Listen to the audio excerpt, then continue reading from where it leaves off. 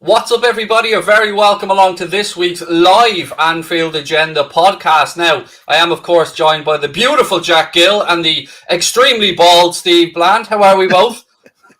I'm extremely bald. Well, from one extremely bald man to another, I thought I could get away with it. I always have beard envy, Steve, when I look at you, but, you know, follically, I think we're in the same boat here. Yeah, possibly. Yeah. Jack, your time will come. Yeah, I'm trying my best. If you can see at the bum fluff, I'm trying to grow. It's not going well. It's not going well. I think I need to get the beard wax out. Are they all nudes of me and Steve on the wall behind you? Oh, I'm at a friend's house at the minute, so I'm in someone's I'm in a random room in the house with the best Wi-Fi. I love it. I love the commitment. Well played. Right, gents, look, I mean, we have so much we want to talk about from a Liverpool perspective, but the big news, Steve, in world football right now is that Lionel Messi ain't going to be a Barcelona player anymore. It's a bit mad, isn't it? I mean, the question more is who is he going to be a player for? I don't really know what the answer to that question is. I know a friend of mine just saw Scott McTominay down at the driving range, if this is any good to you, like 10 minutes ago, and he said he reckons PSG, but that's obvious answer, isn't it? Yeah, I don't know. I mean, it feels a funny one because at his age and the money he's going to require to go. Yeah, I mean, you'd say on the face of it, you'd say obviously either PSG or City, wouldn't you? That's the or I guess China. Look, Steve, if we end this window with Manchester City signing Messi, Grealish, and Kane, mate, I'm gone. Well, so is FFP if that happens. I mean, I don't know. I mean, I reckon, given the situation in Europe, it wouldn't surprise me if we're talking like Middle East or China or something.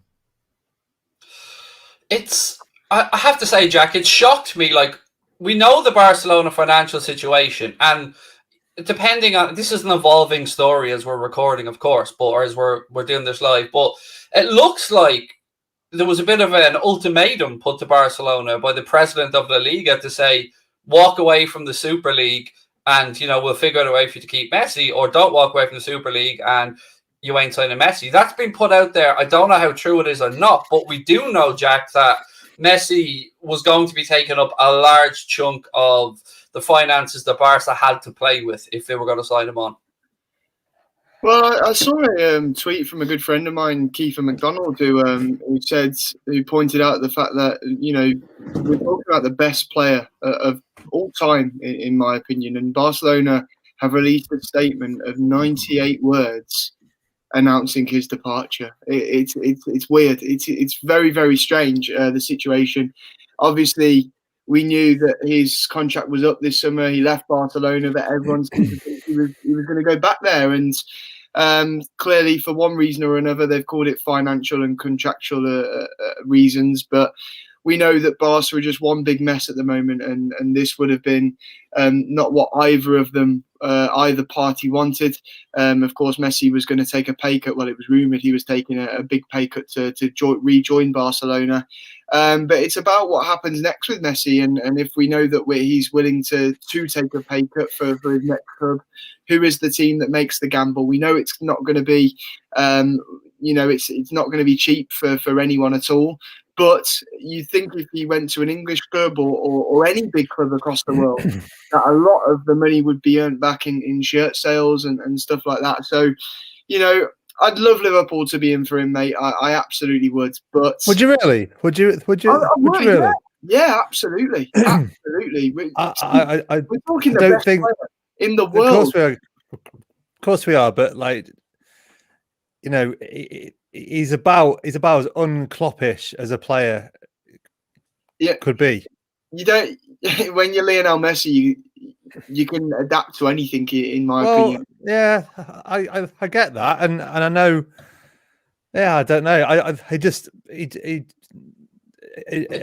be honest, lads. He's not displacing Harvey Elliott of the team, is he? Let's be fair. It's interesting because I completely understand where Steve's coming from in that aspect, but I think it's a no-brainer for any top club to want to bring in Lionel Messi. Forget his age for a moment, because this guy has still got it, and he'll still have for many more years. If we brought him in, Steve, and he learned from Musialowski, he trained every day with Musialowski, the real Messi, the Polish Messi.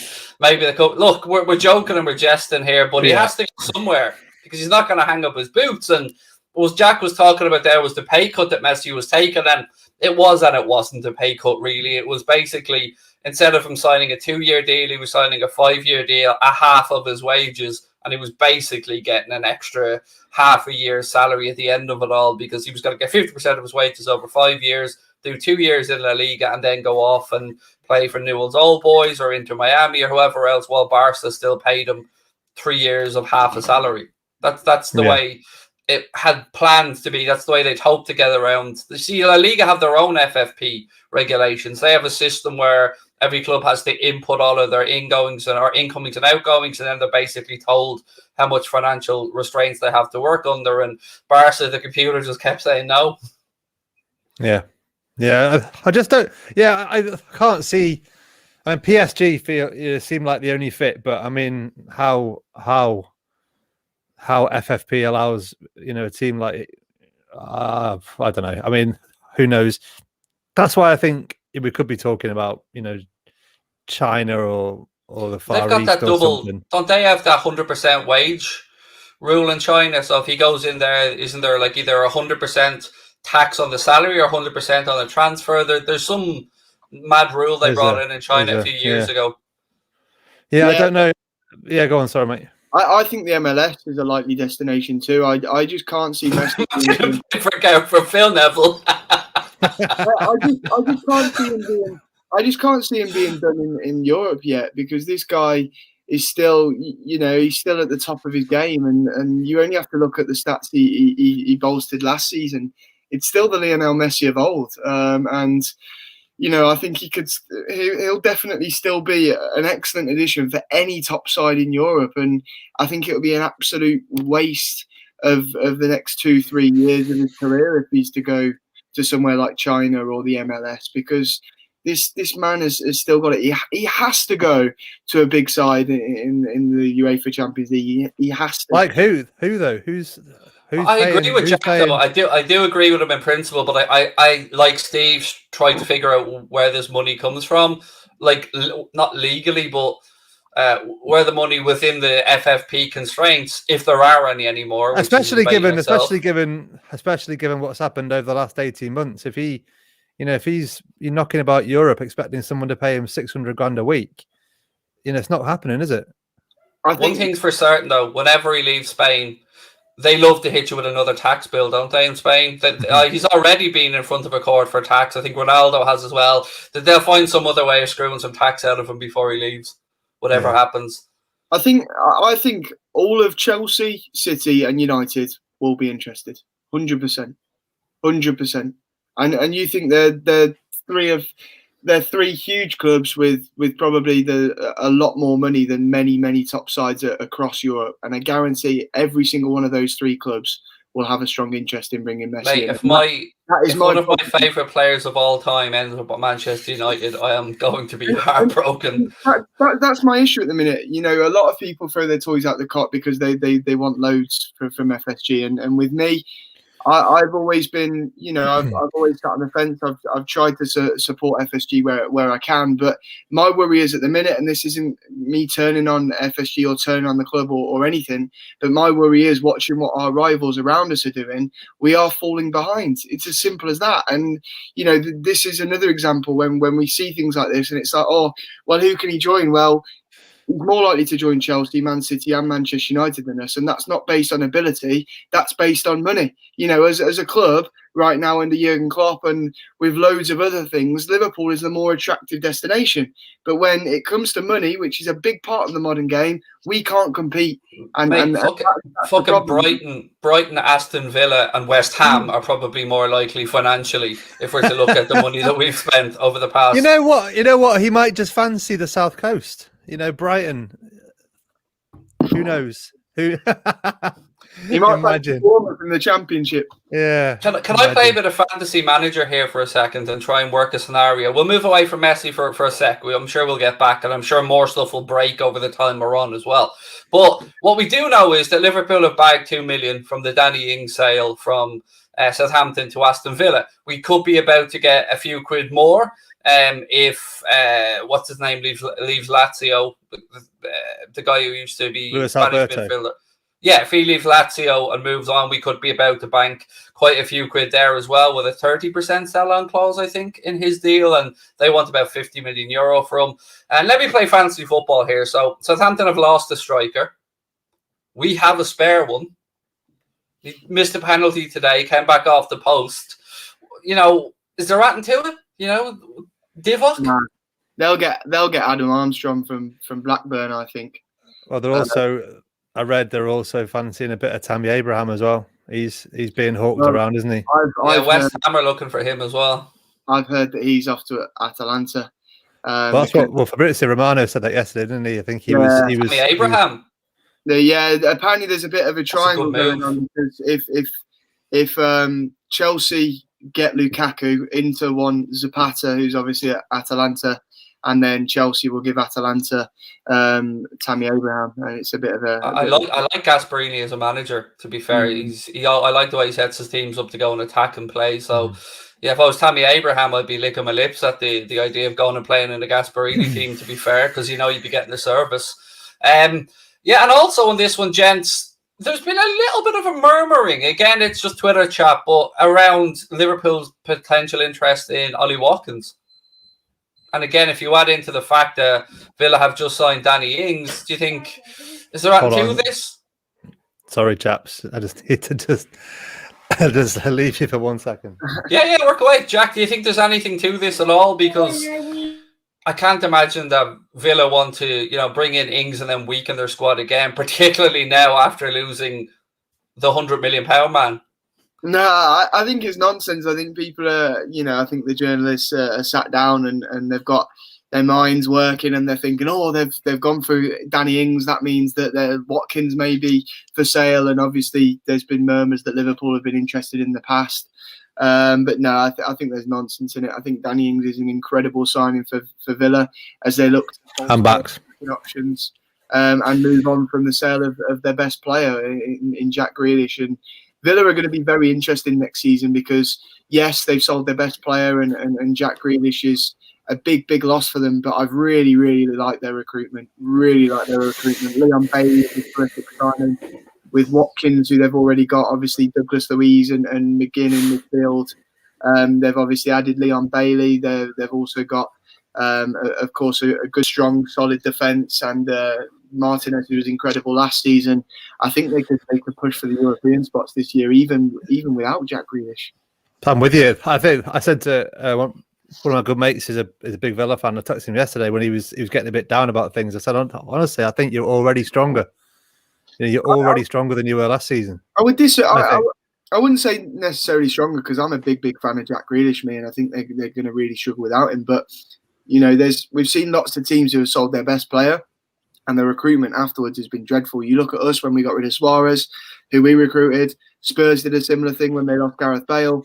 But I think Aston Villa and even are you trying to say that Ricky Lambert and Mario Balotelli were not massive successes at Liverpool Football Club? Absolute shit. Oh dear. I honestly think Bailey, Buendia, and Danny Ings. I think they're stronger than they were last season already. They spent that money already. They spent it really, really, really well. Well, they've done what Liverpool and Spurs didn't do, and got they've got proven young talented players. And Danny Ings, of course, is a Premier League proven striker who we know bags a lot of goals. And yes, there's the danger of the injury there as well. But he's a player that will score them a lot of goals. Buendia, obviously, we knew he did it in the Premier League 2 seasons ago. Very impressive. Also impressive with Norwich last year in the Championship. Teams will have watched him for a while. Leon Bailey, top clubs across Europe have tracked him for the last couple of years. And there's obviously more rumours about them wanting players like James Ward-Prowse as well. But that one baffles me because you think how good it would be if a team had James Ward-Prowse and Jack Grealish with the amount of free kicks Jack Grealish wins. So it seems a bit silly that they're bringing Ward-Prowse in and losing Grealish. But yeah, they've set themselves up quite well, Aston Villa, I think. But I think it's too early to say whether they're stronger or not. But they're definitely going the right way about sort of handling their money. Wasn't it nice for Danny Ings as well that no one actually, really saw it coming until, a couple of hours before or something. Isn't that just a beautiful way of doing your business? I think that's fantastic. This is interesting, this comment from Jake Campbell. I don't think I can get it up on the screen, but if you can see it, Craig, I think that is incredibly interesting because obviously Inter have got quite a bit of money this summer from selling a lot of players. And obviously it would then reinstate the Ronaldo versus Messi feud with Ronaldo. Could be a huge selling point for Serie A, definitely. I mean, fair play. That's a great comment. Aren't Inter pretty broke though? But they've just got to sell 120 million quid's worth of Romelu Lukaku. They sold Hakimi to PSG. They have freed up a good bit of the financial woes, and if they brought him in, say, even if they sold off Lautaro Martinez and brought in Messi and got Zapata or whoever it was that Jack was talking about earlier on, a bit of Divock Origi as a backup just in case Messi's not fit and available. It's a really good point, actually. That is a belter of a comment, Jake. So yeah, I never even would have given that consideration, but yeah, there could be legs to that, definitely. Maybe do a Luis Figo and chop one for the other in Spain. Yeah, I mean, when I think of Figo now, all I see is the pig's head being thrown at him. That's all I'll ever remember. Let's look at Liverpool, ladies and gentlemen, and let's be a bit more. Let's try and be positive for a minute. We have seen a couple of contract renewals this season so far. So we started out with the young'uns. We had Harvey Elliott, we had Musialowski, we had Quivin Kelleher, then obviously Trent Alexander-Arnold, Fabinho, and now the beautiful Brazilian Alisson Becker has signed for not 4, not 5, but 6 of your human years, Jack, which is absolutely wonderful news. Say again, sorry, Craig, you broke up. Alisson signing for 6 years, brilliant news. Absolutely, and there's a lot of complaints at the minute about maybe a lack of transfer business this summer, but it's clear what Liverpool are trying to do at the minute, and that's tie down players that we've already got at the club and that we need to stay for longer. It was a big loss for us this summer losing Gini Wijnaldum especially on a free transfer, and it's clear from a lot of the Henderson news that it's clear the club don't want a similar situation happening with any more of our top players who are obviously of great importance to us, and tying players down like Fabinho and Alisson is very, very important. And I know there's a few more that we want to do. We've got Trent done as well, of course. I've seen that we're keen to get Robertson done, Mohamed Salah as well. And then there's a few more that we'll probably look at throughout the course of the season. But yeah, these things are equally as important as new signings. I think I read somewhere that will be Alisson at the club now until he's 34. That's set in stone. And we saw how amazing it was bringing him, Van Dijk and Fabinho in. How important that has been for this football club. How it's put us back up there. It's created this fabulous spine that we have now. And for me, tying Alisson down is absolutely superb and just as good in tying down the likes of Alexander-Arnold and Fabinho, who are both, in my opinion, well, all three are the best in their position in the world. Steve, one of the things that gets tricky now is lost sound in my ears back. Sorry, just need That's to all right, go. No worries. One of the things, Jack, I'll say to you, what I was going to say to Steve, is that we've got the easy work done, to put it that way. Like the tricky contracts now are the players who are maybe the 29s, the 30s, like the likes of Mohamed Salah as an example. So I've seen someone pull up something to try and claim an exclusive saying, big news, Mohamed Salah's next contract will make him Liverpool's highest ever earner at the club. And I was thinking, motherfucker, if they gave him an extra £1, it would make him the highest paid player at the club, because he's already the highest paid player at the club. So £1 extra a week would be the highest paid player we've ever had at the club. But there's talk of a basic salary of about 400k maybe being on the table for Mo, plus whatever bonuses. But how important do you think it is, Jack, that it is sorted out this summer with Mohamed Salah and we don't let it drag on? Hugely, absolutely massively with Mo Salah, because he could have a pick of any team in the world, and I think it was the same. You look at all of Liverpool's top players, I think it's important to tie them down, but I think Salah in himself suits our system so much.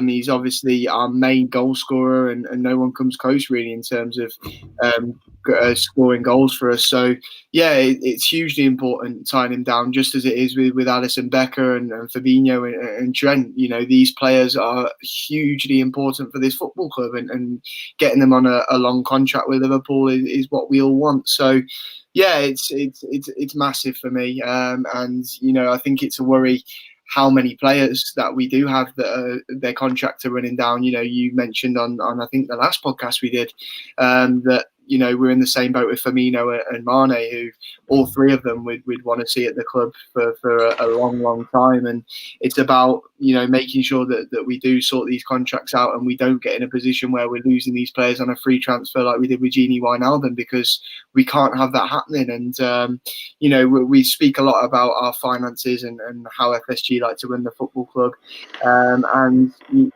they're not the sort to they won't allow themselves to be taken the piss out of. So they'll make sure that these things are sorted in advance. And Mo Salah, it's clear, you just mentioned that contract deal. FSG don't throw that money about, Craig. They don't throw that out to anyone random. At Liverpool, you have to earn contracts like that.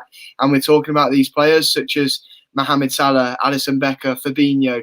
They have earned these contracts by putting in the consistent performances at Liverpool Football Club, winning what they've won for Liverpool Football Club, and therefore Liverpool are turning around and saying, well, yeah, we understand you want this. Now we can give you this, and you can have this contract. And yeah, they're, as I can see in the comments now, he's indispensable, and getting these players down on long-term contracts. It's really cliche, and I don't like saying it, because I would like to see Liverpool do more in transfer markets like this, but they are like new signings, because they're equally as important as bringing a player in. Yeah, I don't know if Steve can hear us. Are you back, Steve? I'll take that as a not yet then. Oh, yeah, I can. Good stuff. No, it's all good, man. No need to apologise. Happens to us all. No idea what was happening. I'm back. What we were talking about there was the contract situation and how we've got the easy ones out of the way, but we're in a point now. And I suppose my real interest is with the front three, because all of them in a similar contractual situation. Mohamed Salah, obviously the priority, but I'm almost certain, Steve, at this point that the club have a plan to sell one of the other two next year. I'm sure they do. I mean, James Pearce said, didn't he, the other day that not all of them will get new contracts, and the implication was that it was Firmino that wasn't going to get one.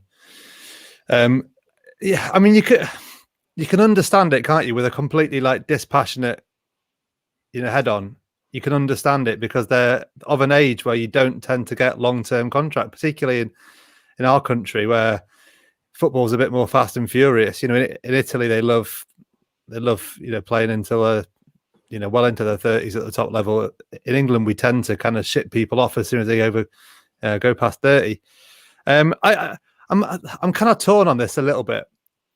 While it's really, really, really wonderful news, Fabinho particularly, Alisson, Trent, fantastic news.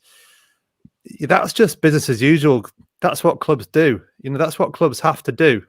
That's what all clubs are doing. I think a lot of the chat are intimating what you're saying as well. It's all cute and lovely and all, but let's get to the real stuff. It's PR stuff. It's PR stuff, because this stuff happens all the time. Every club in general ties down their good players. We don't see that many big, really, really, really big players leave on frees, do we? Like Wijnaldum did. I know Arsenal have lost a few over the years, but in general, I think there's a bit there's a bit of a, our club sort of uses it as a way to appease fans. They make a big deal of it to appease fans. And while it's really good news, obviously, like I just said, I'd still be really disappointed if we didn't sign anybody else, even if we got everyone else signed up on new contracts. I think that's the thing, though, Steve. I think it's important to say that, like I said, I think tying them down is good news. You also need to get new signings, but making sure that we do have these players and we don't have another situation like Gini Wijnaldum makes it really good news. And I think, like me saying it's like a new signing is probably the wrong choice of words, but it is of huge importance, considering that the news that we might lose Henderson now because there's trouble with his contract, what happened with Gini Wijnaldum, and seeing stuff like that. It's news that right now, I think, as Liverpool fans, they're players that we need to see are getting tied down. What bothers me in all this, and by the way, I will get back to that super chat in a second, the Trent question. I haven't ignored it. I will get back to it. Yeah, it is like, we're starting to get known, Steve, as next summer FC. But the problem with that is that when next summer comes around, there will be an excuse and a reason, and something will happen that will be, well, it was going to be this summer. Okay, you've got us, but guess what? Next summer, we're going to go big. And, I think we all understood the pandemic has affected football clubs, but apparently it hasn't. Apparently it's only affected Liverpool. Yeah, that's the difference, isn't it? I mean, if we were, sat here and everybody was pleading poverty, and but it's not the case, is it? I mean, United, looks very much like Chelsea are going to get Lukaku, doesn't it? City obviously probably not even nearly done. Grealish is a fantastic signing, but they're probably not even nearly done. I mean, like we said last week, though, there's a bit of it where it's always been a bit like this, hasn't it? Particularly, since City and Chelsea got their money, we've not really competed at the same level, and yet we've still arguably better than, well, particularly in the last 4 or 5 years, competed on the pitch. It's always kind of been like this, and I'm really torn over all this. And you're the sensible one in our trio, by the way. Let's make that very clear. I'm just really torn because I do have faith in the method that has worked so far.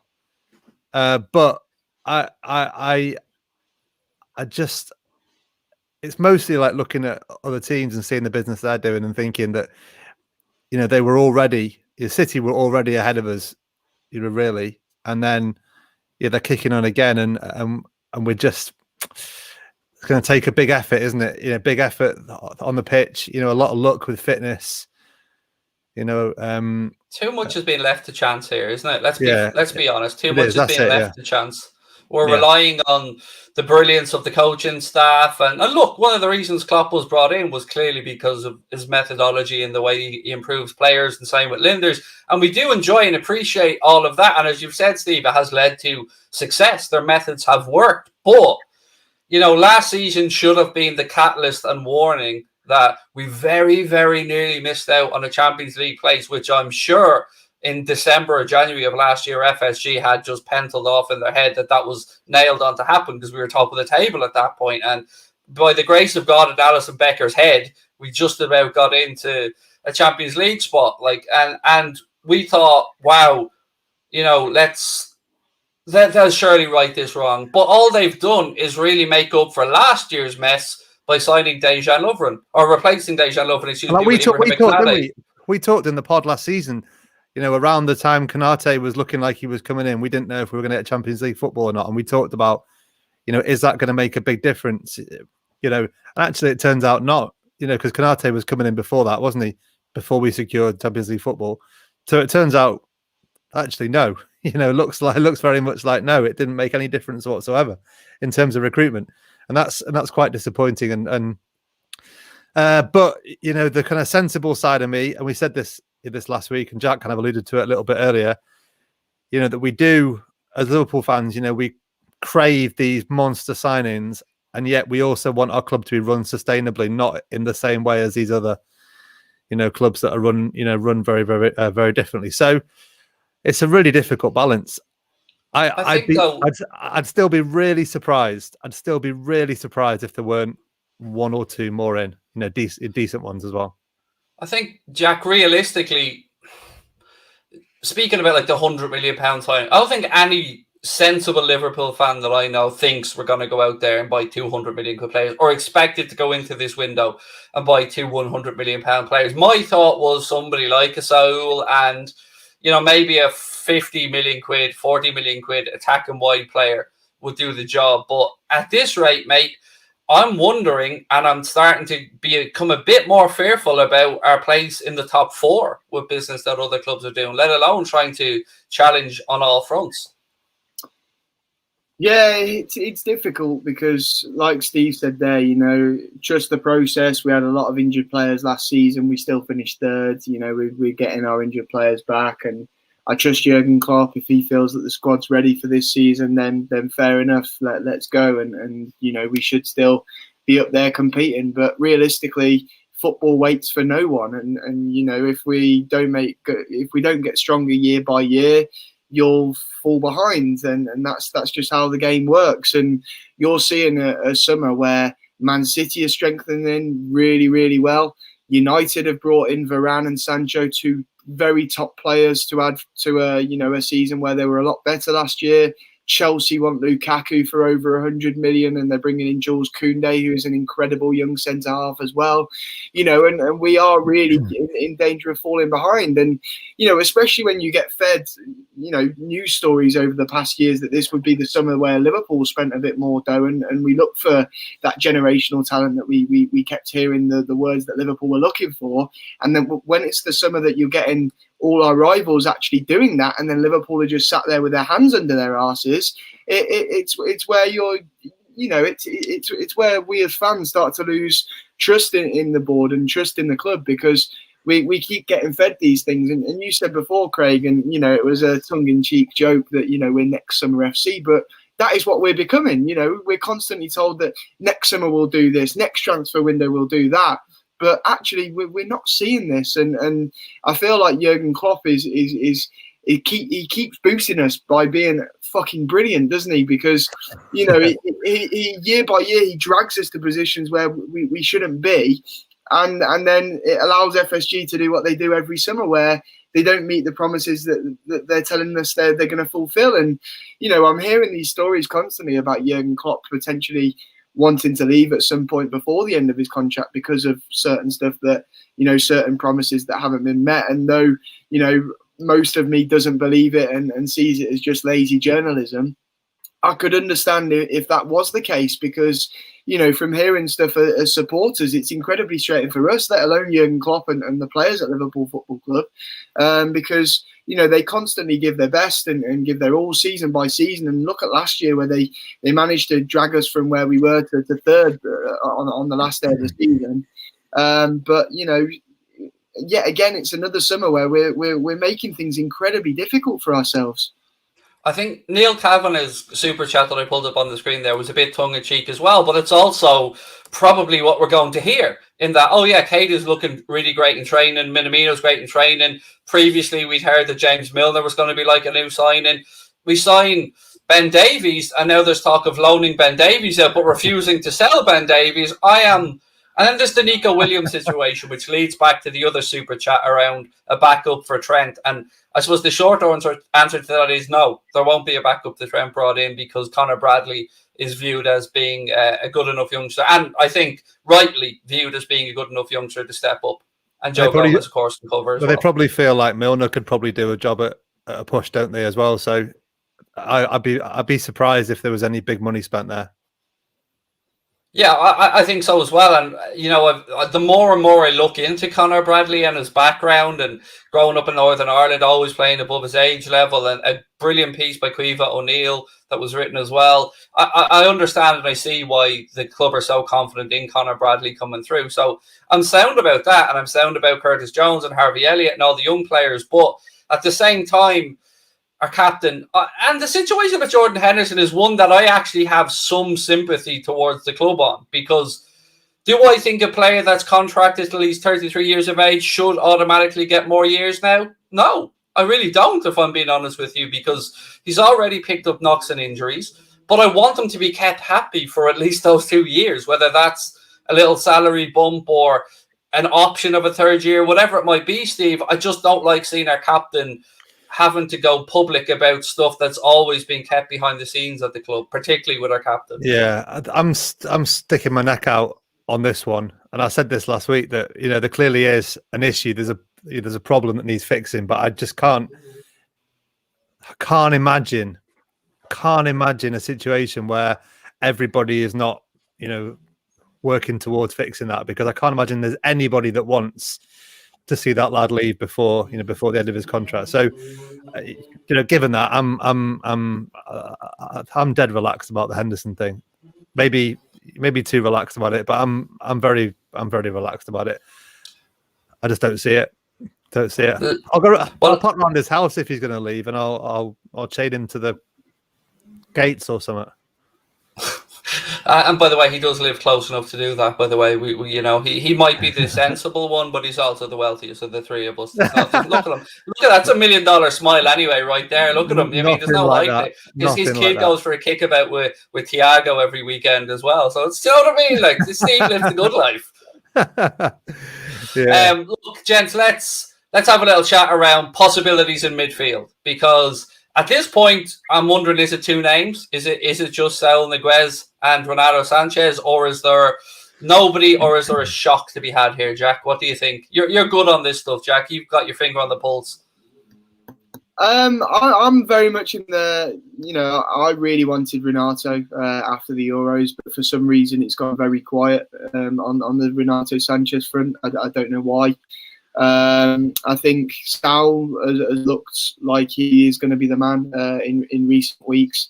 It seems to me that deal, it's reminded me of the Fabinho deal, where he's getting linked with United a lot by a lot of journos, but I've heard that Liverpool are very interested in Saul, and it wouldn't surprise me if he is someone that Liverpool are looking to bring in, and for me that would be a top signing. But if you look at pre-season, it may be a new role for Harvey Elliott, and something that Klopp is seeing in that, because we've seen a couple of journalists saying that we're not looking to bring in a midfielder and replace Gini Wijnaldum, and we've seen us play Harvey Elliott there in pre-season. Obviously, Naby Keita has been very good for us in pre-season as well. But for me, I spoke last week, I feel as though we have to bring someone in, and I do feel as though it will be one of Saul or Renato Sanchez. But we do have options, Craig, which is really, really good to see. And I would love to see us bring someone in and Klopp have a headache because Naby Keita is fit for the whole season. But that's not going to happen because Naby Keita is made out of breadsticks. Steve, here's what frustrates me about this. Let's assume for 1 second that Saul is the one. Let's just play a game here where he's been the one that's targeted. I don't understand what's taking so long then. If he is the one, because yes, okay, you can talk about squad places that need to be freed up, particularly overseas, but it's clear Atleti are willing to sell. It's clear his preference seems to be the Premier League, and it's clear United have their eyes on probably an out-and-out six, maybe Ndidi or somebody like that, Ruben Neves perhaps. But so if it is the case, then why are we making Klopp wait so long to get this player on the training pitch? Oh, mate, I mean, who knows? Who knows what goes on in a transfer? I think, I've always said, haven't I? And I said this last season, I'm not completely convinced. If you said we're going to need to buy, three players, say one was always going to be a centre back, one was always going to be a centre forward, I'm not completely convinced that we need another midfielder. I think given, like I said last week, Henderson, Thiago, Fabinho might well be the starting Bellingham. the starting combo, and then past that you've got Milner, you've got Curtis Jones, you've got Oxlade-Chamberlain, you've got Harvey Elliott. It seems now as well. I'm not completely convinced that is an absolute essential. What I'm hearing from you here then is when Milner's contract is up next year, there's the spot for Jude Bellingham. That's what I'm hearing. Whether that's what you're saying or not. Listen, if you want to hear that, mate, if you want to hear that, if you want to start that train, what a signing that'd be. he'd be sensational, wouldn't he? Yeah. Part of the signings thing is just about getting people excited, isn't it? More than as much as anything. I know we need it, but I feel like there's a bit of disgruntlement that's been building for 2 or 3 years now. Watching other teams do stuff, and there's been, just a bit of frustration, and we saw, Fabinho was well timed, wasn't he? After the Champions League final, his signings tend to come along when the club feel like it needs a bit of a boost. So I wouldn't be surprised if a couple came in. Salah seems like a pretty good fit. He's that kind of hard worker, doesn't get injured. Loads of quality as well. Good age. Homegrown lad. He's been at that club, a long time, and I think he'd be a top signing. But who knows? It's so difficult, isn't it? I mean, it's I'd love to see more speculation, but then on the flip side, I would also love to see one complete left field one just pop up and happen. This is the Messi times for Liverpool. This is the worry, isn't it? We all love, like we spoke about earlier on, the Danny Ings type deal or the Jarrod type deal that we don't know anything and then bing bang bosh, it's done. But as each day passes along and we get closer to the end of the month and we're hearing nothing, and we're hearing Shaqiri could move on, and we've been very good actually about moving some players on in this window that the club would have wanted to get off the books permanently, and the lads would have wanted to go and play. But it is getting it to a point, Jack, where we've seen again. I'm going to go back to the Super League again, because United fans revolted against the Glazers for more than the Super League for very, very good reasons. But their board have got their finger out and they've got some signings done. Arsenal fans kicked up. The board have got their finger out. They've got some signings done. Manchester City, I'm sure there's a couple of people somewhere that support City that may have said something, but their board have take out their finger out because they like to spend money, but they now can't say we've never signed a player over 60 million quid anymore and claim the moral high ground on that one because they've just broken the British transfer record. So they're doing business. Villa doing business as well, although could be argued they knew the Grealish money was coming. But yet again, mate, we're standing here with our nuts in our hands going, what's the story, John? Where's the money? Yeah, and do you know what? I can see why you two are bored having supported Liverpool for that long.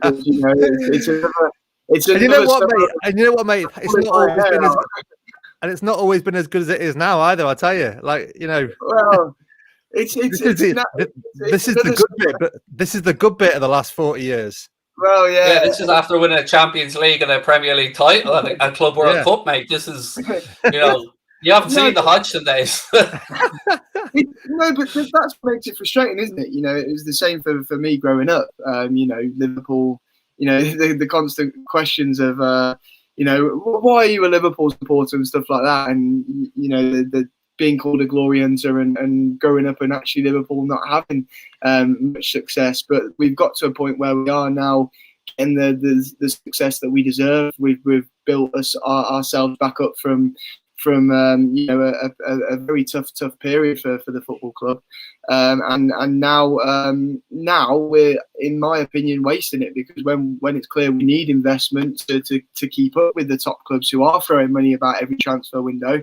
then we're wasting that opportunity, because I feel as though from a Liverpool fan's perspective, I don't want to see us spending money like Chelsea and City do, where we literally go and throw millions of pounds at players, and then some fail, some work really, really well, and they sell a lot of shirts with names on the back and stuff like that. I like the way Liverpool go. I like the sustainability about it, but you have to have investment to keep up with clubs like Chelsea and Man City, and we haven't had that the last few windows. So I am worried now that we are going to be falling behind, and I'm looking at this transfer window and I'm seeing an opportunity there for us to bring in a couple of players. We don't need loads. We need a midfielder and we need another forward player or two. And for me, this is our opportunity to strengthen and to continue to keep up with teams, and also to show that actually how amazing Jurgen Klopp is for people that are stupid and don't know that already.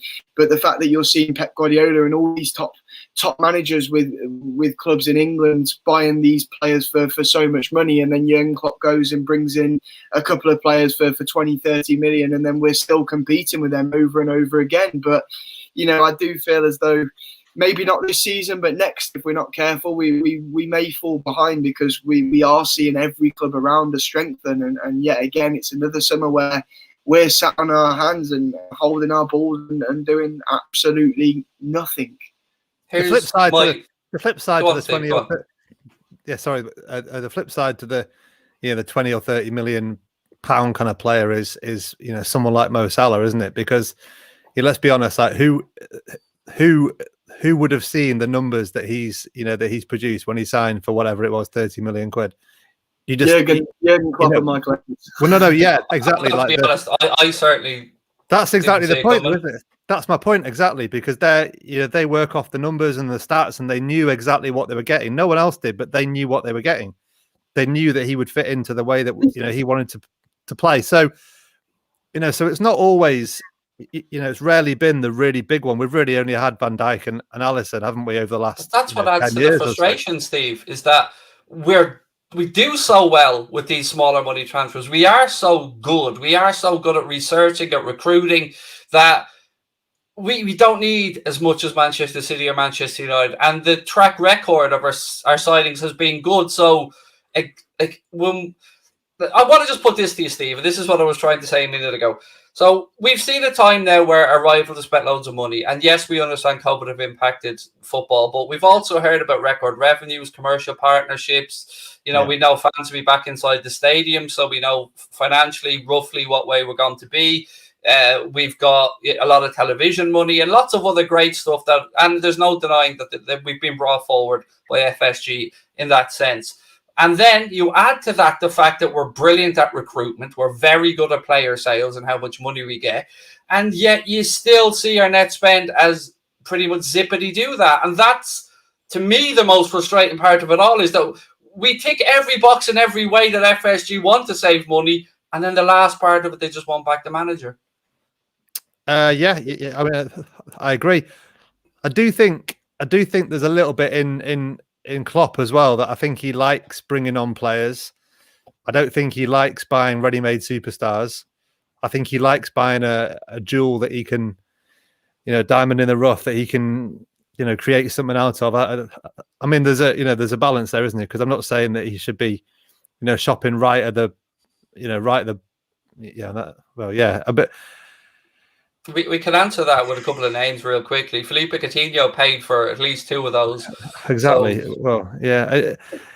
I don't think everyone, you know, and people aren't going to be happy either way, are they? The proof is in the pudding. You know what happens on the pitch, and I think there's probably enough credit in the bank, last season accepted, to say that the way that they've been doing it is pretty decent. You know, it's kind of working. I think it's difficult, because, as Steve says, I think Klopp does like that. I think he does like bringing young players through, but he's vented his frustration. We've seen it at times where he vented his frustration about, you know, maybe us not strengthening areas and him having to work with what he's got. And, you know, I say all the time, you know, we joke, we have tongue-in-cheek comments about Liverpool bringing Mbappe in this year and bringing in Messi. That's not Liverpool's way of doing things, and that's not what us at Liverpool, as Liverpool fans, that's not what we necessarily demand. But like Craig says, when you see how amazing Michael Edwards is at getting fantastic deals, and Klopp too, at creating these superstars, at finding someone for a low price and turning them into a world-class player, like we did with Salah, like we did with Sadio Mane, like we did with Gini Wijnaldum, like we do time and time again. And then we had a summer like this. We had a summer after we won the Champions League when John W. Henry has an exclusive interview with Sky Sports and says that we will invest again and we will sign players, and then we signed Sepp van den Berg. It becomes incredibly frustrating, especially when you have to compete with teams who are ran by owners who, you know, own countries, like the PSG owner, or, have the oil money that Manchester City have, or have a sub like Manchester United do, where their owners are put under pressure, so they put their hands in their pockets and they throw money at them to keep them quiet. Or like Chelsea with Roman Abramovich, where they had a transfer embargo, they saw the troubles, and now he wants to get them back up there, and now he's throwing money at them summer after summer after summer to keep up with Manchester City. So that's when it becomes frustrating, and it's not what Liverpool are demanding, it's not what us fans want. And you do get obviously the odd fan that wants that, but they're just silly Twitter fans, to be honest with you. But I think most Liverpool fans are all in agreement that actually all we want is for FSG to just give us something and help us try and compete with those clubs by just bringing in players and keep trying to refresh the cycle, because we have Jurgen Klopp. We have the best manager in world football, and he is a man that can work miracles, and he can turn players who are your average Joe Blogs into superstars. So, you have to back the manager and you have to bring players in. And yet again, it looks like we're going to have a summer where we're going to have another quiet one, and we're going to be falling behind in future seasons because we're not striking deals. And how often can we do this? How many summers can we afford to do this? I'm at a point where I look at it like this. FSG bought the club in the belief that FFP was going to be enforced and FFP was going to be a thing. And they weighed it up and they thought, right, we back ourselves to be more clever in the market and find better value than other clubs.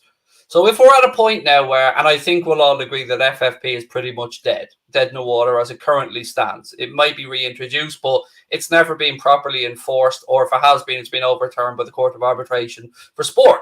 So if that's the case, and FSG are just have got a pain in their arse right now, and they're just saying, well, look, we can't do this, then is that the point, Steve, where they have to think, well, maybe now we sell. Maybe now we cash in our chips, we get our 2 billion, and we sail off into the sunset with a healthy profit. I'd be surprised. They're businessmen, and I think it's only this football club is only going one way. I think I think commercially and in every other aspect, it's only going one way. There's one. I think someone said it in the comments before. There's a really interesting point, and somebody said this about Jadon Sancho when a United signed Sancho, that he probably doesn't get into our first 11, does he? When everyone's fit. So if you're one of the, I think Klopp said this a couple of years ago, one of the big issues is if you're looking at our best 11, it costs a freaking fortune to buy a player that improves that team, doesn't it? It costs an absolute arm and a leg. So we're not going to do that. So where do you go? You keep buying Shaqiris and Origis and Oxlade-Chamberlains and people like that just bolster your squad. And then 2 years later, you sell them on again because they haven't done well enough and they haven't played enough football. It's a really tricky balance, isn't it? Because there aren't the players out there. There isn't racks and racks and racks of players out there in the metaphorical player shop that will come in and improve our first 11. And I think that's probably a big consideration, because you don't want to go spending £50 million on a player that sits on the bench, because that's just, for a club that doesn't have endless. City can pay 60 million quid for Cancelo and leave him on the bench for 2 years. They can pay 50 million quid for Mendy and then play Zinchenko at left back. If they can do stuff like that, we can't do that, can we? If Klopp says, I want 50 million quid, I want 60 million quid to go and buy a player, it's because it makes his first 11 better, and that's a difficult challenge. I suppose. Look, what have we brought in now, Jack, this summer? 40 million quid, give or take, in transfer fees, including the Danny Ings money, and then if Luis Alberto does move on, maybe another 6 or 8 on top of that. So, at what point do we just say, okay, we don't actually have a transfer budget then? Well, yeah, because that's paid for Canate, hasn't it? So, there is no investment in that case, and I know. Don't get me wrong. I know the way that we funded Thiago and Diogo Jota in the previous transfer last summer, of course. I know how we funded that. We are still paying for that this summer. Don't get me wrong. I completely understand that's not uncommon though at all in football for it to be done that way. Absolutely, and I'm very aware that we've just been through a pandemic, but so has every football club, and it's not stopping Chelsea from spending 120 million on on Lukaku and Grealish going to City for 100 million, and rumours of Kane leaving as well. Every other club seems unaffected by the pandemic, but yet we're still sat on our hands. So, yeah, it's incredibly confusing. There's still, time in the transfer window, so I'm clinging on to that. But we know Klopp likes his business done early, and we're running out of time. There's just over a week left before the start of the season, and usually clubs hate selling their top quality players at this time just before the season starts. So, we're going to have to pull our finger out soon. And every week I'm going, I think we'll hear news this week. I think everything will this week.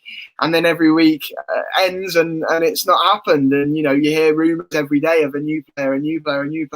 I'm sure the next few days there'll be a couple of links for us to sign Lionel Messi. But, it is growing. I am growing in frustration. And like Steve says, like you, Craig, we've got an incredible first 11 and it is going to be hard to bring players in. I completely understand that. But we do need to bring players in because we have, we've sold players this summer and we need to strengthen. It's as simple as that. There is two sides to this coin, Steve, isn't there? Because at one point we're sitting here and we're talking about players not coming in and whatever, but it has also been very nice not to have to worry about players being taken out of our football club. I have enjoyed the fact that we haven't had a Barcelona or a Real Madrid come in and cherry pick any of our players anymore. Now, I don't know if that's because the financial aspect of the Premier League has gotten stronger as the league has weakened, or if it's because of the way the club is now run. But I will say that is one part of the last 4 years that I have enjoyed. Yeah, definitely. I mean, you get the impression now that if a player did leave, if a Salah or a Mane or somebody left, it'd be on our terms, wouldn't it?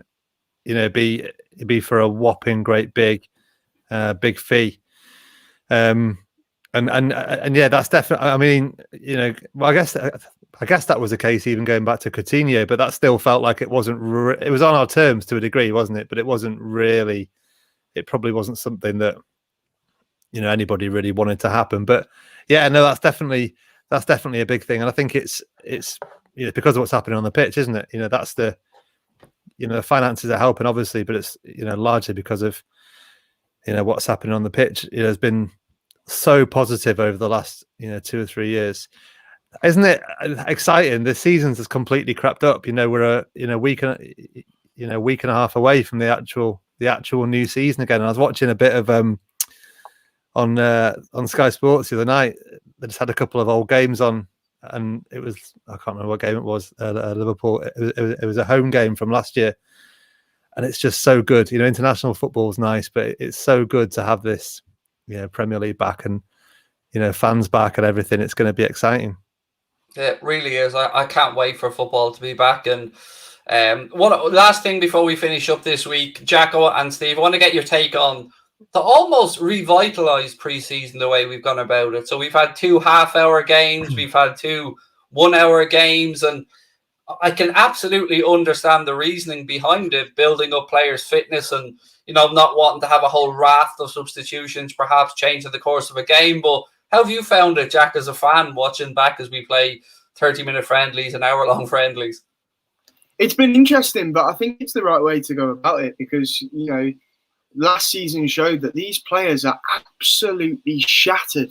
They've played so much football. They've had to adjust to, a new look to the season. We've not, the pandemic completely ruined football and how these footballers are meant to train. It completely destroyed seasons and when the season was meant to be.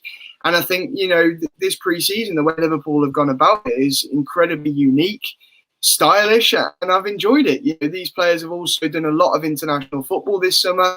And they need a break and they need to get back into the rhythm slowly. They need to rebuild their fitness slowly and get to it in the right way. And I think it's incredibly bold from Liverpool.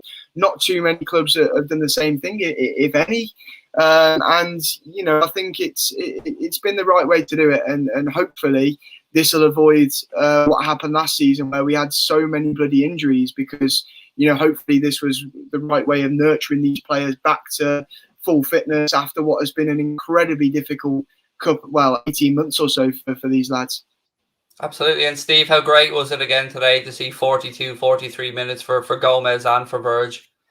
I mean, it's massive, isn't it? I mean, you can't we said it over and over to the point where it sounded like an excuse, but you can't, particularly Van Dijk, you just cannot underestimate the impact that man has on and off the pitch. In the dressing room, as a leader, as a guy that the goalkeeper looks out and sees in front of him, as a guy that midfield look behind and see behind him. For the fullbacks, when they're bombing on, they look back and they think, I can go because he's there. He's there looking after the shot. He's just absolutely everything, isn't he? And it's been good, hasn't it? The pre-season, the 2 goals in the first game today, the first Bologna game, were so Liverpool, weren't they? Pressing high, winning the ball high, and finishing off. So I'm look. This is the point. Like if new players aren't a guaranteed way to get success either. I'd be disappointed if we started the season with no new faces, but we've still got a phenomenal team and a phenomenal manager, and every chance of doing good things again. What a ball from Shaqiri, Jack, for the Minamino goal. Oh, I mean, where has that been? Well, now we want 20 million for him. No, I'm only joking. But it was, sensational. Lovely pass. I just wanted to bring to your attention as well, Kostas Tsimikas, because I was just about to say, well played, Jack. Yeah, we did obviously this last week, and someone asked us who have been our favourite players of pre-season, and none of us mentioned him. And actually, he's gone ridiculously under the radar. I thought another outstanding performance from him today, and I think he's been consistent in pre-season. And for a lad that hardly got in game time in his first season at the club last year, a lot of players would have just thrown their toys out the cot, requested a move, not been happy, said they'd not settled in well, and had a poor pre-season, but he's given absolutely everything this pre-season, and fair play to him. And that just shows our point even more, doesn't it, about the sort of Liverpool signing where you bring someone in and they have to be nurtured, and it doesn't have to necessarily be someone world-class that goes straight into the lineup, but you nurture them and you show them, and we make our superstars. But yeah, I've been really impressed with him. I thought Naby again was superb. Harvey Elliott in midfield again, really impressive. Oh, what's Naby doing to us? What's Naby doing to us again, eh? Yeah. Jota, really bright again. Really good to have him. I'd love to look at Kate Gordon as well in pre-season. Oh yeah. Absolutely. As I said last week, he's a special talent. There's Connor Bradley, who you mentioned earlier as well. We're very lucky. We've got a lot of good players at Liverpool at the moment, but with that being said, we still need to strengthen. But yeah, to go back to your question, Craig, lovely ball from Shaq. I'd forgotten where we were with that one. It was, I mean, does anybody? What do you think? What would you do with both Kate Gordon and with Harvey Elliott this season, Steve? What would you ideally like to see? Because there has been some talk that a decision might be made on Elliott going on loan, which I think is ridiculous. I'd be so disappointed if Harvey Elliott went out on loan again. I think if he did go out on loan again, it would be a big indication for me that they're going to bring a big one in, because I think as it stands, he's played a lot in pre-season, hasn't he? He's been involved in from the start in pretty much every game, every one of each game. Cade Gordon, I think it's what is he, 16? Is he 17 yet? 16. So I wouldn't be rushing to send him out on loan to get knocked about in the lower leagues. I think under 23s, the odd bench in the League Cup or something, I think is probably where he should be. But yeah, I'm with you. He looks like a special talent, doesn't he? I know. Reading a lot of stuff from Derby when he left, they were pretty gutted to lose him, weren't they? So he looks like a special one. Yeah, really good comment this to finish up on, and I'll come to you on it, Jack. It says, JC Gavanil said, my opinion, but even if we don't buy anybody else, our current squad is the best, if not the best, 43 years of my lifetime. And you know what, mate? I know there's been a lot of negatives on this stream so far, and we've had a pop of the owners, but you are absolutely spot on. I can't remember a squad in my lifetime, Jack, which is longer than yours, that we have had this quality, this much quality at one time at the club. It's a brilliant comment. Yeah, and as we said last week, we're football fans. It's natural for us to get a bit greedy, and we only want the best for our football club. And as I say, I don't think we'd be as frustrated with this window if it wasn't for what's going on around us, what our rivals are doing at the moment. But yeah, you can't doubt the ability of the squad. There's lots of quality talent in this squad, as we've just been speaking about. And the fact that we're talking about youngsters like Kai Gordon and who is 16, I've just double checked, and Harvey Elliott, who I think are going to be incredible players in the future, shows that we've got the talent from first team to youth level. We really do. But yeah, it has been a bit of a negative stream because this is about transfers, and it's in terms of transfers, there's been fuck all to talk about this window. But with that being said, I think we have to. We have to recognise the talent in this squad, and I said earlier on, we've got so many players coming back from injuries. We still managed to finish third in the league last year despite all the problems we had. So we know the talent is still there, but we just know that there are other clubs in the league throwing money left, right, and good night. So, it's just us wanting the best at Liverpool Football Club and us wanting to continue with the success that we've done the last few years, because we had a trophyless season last year, and I don't want that again this year. We need to win a trophy again next year, and we need to be up there competing for the Premier League and the Champions League again. Yeah, I like those photos, Steve, of Hendo and Virgin with the 4 trophies. I want more of that, please. No, it felt good, didn't it? Felt really good. Felt really good. I mean, you're a similar age to me, and before that, my first football watching year, the first game that I went to watch was in April 1989. We won the league the last year. So basically, my whole football watching life until the last couple of years has been a bit rubbish, really. But so we have been spoiled, haven't we? A little bit the last 2 or 3 years, but it'd be nice to get a bit more of that. And I think, look, we said, didn't we, that it does rely on a little bit of luck. The squad that we've got probably relies on a little bit of luck. Keeping people fit, which we didn't have last year, obviously. But who's to say that's not going to happen again? And we keep Thiago fit for the whole season. We're laughing, aren't we? Kate would be like a new signing. Don't say that. Don't say that. You'll start believing it soon. Every day I look behind, I have a framed Kata shirt on my wall. Every day I walk into my living room and it's the first thing I see. And every day my heart rises and falls a little bit every day because I know what's there, what's capable. Oh dear. It'd be like a new signing. Lads, look, it'll be great fun next week when we get to come back, talk about Messi signing up and all that. We'll be all much happier next week when we get the Messi deal all wrapped up and, we're back to where we want to be. But look, ladies and gentlemen, it's been loads of fun. I've really enjoyed doing this one live. It's been nice to have the comments in the chat. Thank you guys for being here. Thank you so much, of course, to Mr. Steve Bland, to Mr. Jack Gill, and most importantly for you guys for watching and listening. And we'll be back very soon. Take care and lots of love.